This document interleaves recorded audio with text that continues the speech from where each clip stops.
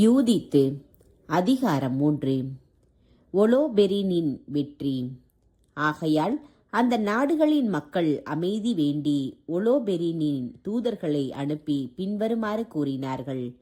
இதோ, நெபுக்கத்நேசர் மாமன்னரின் பணியாளர்களாகிய நாங்கள் உமக்கு அடிபணிகிறோம். எங்களை உமது விருப்பப்படியே நடத்தும். மேலும் எங்களுடைய வீடுகள், நாடுகள், கோதுமை வயல்கள், ஆடு மாடுகள், எங்களுடைய குடியிருப்புகளில் உள்ள ஆட்டுக்கொட்டில்கள் அனைத்தும் உமக்கே சொந்தம். உமது விருப்பப்படியே அவற்றை பயன்படுத்தும். எங்கள் நகர்களும் உம்முடையவை, அவற்றின் குடிகள் உமக்கே அடிமைகள். எனவே நீர் வந்து உம் விருப்பப்படியே நடத்தும். அத்தூதர்கள் ஒலோபெரினிடம் வந்து மேற்கண்ட செய்தியை அறிவித்தார்கள். இதை அறிந்ததும் அவன் தன் படைப்புடன் கடற்கரை பகுதிக்கு இறங்கி சென்று அரண்சூழ் நகர்கள் அனைத்தின் காவற்படைகளை அமர்த்தினான். அவற்றினின்று தேர்ந்தெடுத்த வீரர்களை தன் துணை படையாக வைத்து கொண்டான்.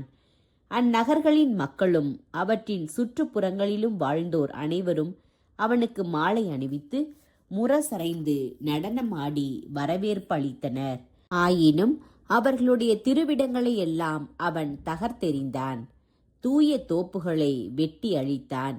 ஏனெனில் எல்லா இனத்தாரும் நெபுக்கத்நேசரை மட்டுமே வழிபட வேண்டும். எல்லா மொழியினரும் குலத்தினரும் அவனை மட்டுமே தெய்வமாக போற்ற வேண்டும் என்னும் நோக்கத்தோடு அந்நாடுகளின் தெய்வங்கள் அனைத்தையும் அழித்தொழிக்குமாறு அவனுக்கு ஆணையிடப்பட்டிருந்தது. பின்பு ஒலோபெரின் யூதேயாவின் மலைத்தொடருக்கு எதிரிலும் தோத்தானுக்கு அருகிலும் அமைந்திருந்த எஸ்திரலோனை நோக்கி சென்றான். கேபாய், கித்தோப்பொலி நகர்களுக்கு இடையே பாசறை அமைத்து தன் படைக்கு தேவையானவற்றையெல்லாம் திரட்ட 1 மாதம் முழுவதும் அங்கு தங்கியிருந்தான்.